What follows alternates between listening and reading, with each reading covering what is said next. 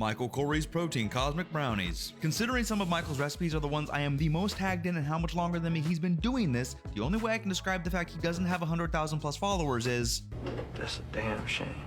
So let's fix that. Michael's tagged, please go follow him, and Recipe Macros Taste. Let's do this thing. When it comes to recipe, it's a pretty standard baking recipe. You put your dry ingredients in a bowl, you whisk it together, you add in your wet ingredients, you make a batter, you bake it for 30 minutes, and then you make a frosting while it bakes. The only two things I can knock it on is it is a baking recipe, so you need to be exact on your timing, and second, it has a pretty long list of ingredients. So because of that, I'm gonna go 8 out of 10 on recipe. For the macros, it's very well rounded. While I didn't get the same CTP as him, I still got an awesome 11.6. Also, each brownie comes with 5 grams of fiber and no grams of added sugar. This is gonna give it a rock solid 8 out of 10 on macros. This thing comes out looking fantastic. It looks like it has an awesome fudgy inside to it with the frosting going perfectly, so let's see how it tastes.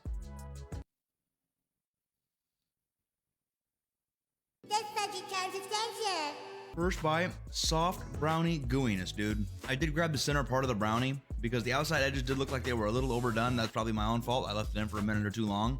With brownies, always go on the shorter end of time, but you get that middle piece on the inside. Dude, right off the bat, the number one thing I am tasting is protein powder. It has 3 scoops of protein powder in the actual brownie itself, and then the frosting on top has 2 scoops of it, so make sure you get a good chocolate one that you enjoy. As always, I use Flex Brand's chocolate brownie flavor, link in bio, code FORMER, save 15% off, but this is fantastic, dude. Be aware, that frosting is 3C thick, but that is delicious 3C thick. While the texture of the brownie is fantastic, the number one thing I am tasting is protein powder. So if you don't have a protein powder you enjoy like myself, you probably won't like it as much as I will. Because of that, I'm gonna keep it to an 8.5 out of 10, but that is still a fantastic brownie. Averaging the 3 stats for Michael's brownie takes it to an 8.1 that I'm gonna happily bring up to an 8.5. It's solid on all 3 factors, and the only thing I can advise you is make sure you cook it on the shorter end of time, otherwise it will end up a little bit cakier. And again, Michael is an OG recipe guy who's been doing this way longer than me, so please go give him a follow and show him some support.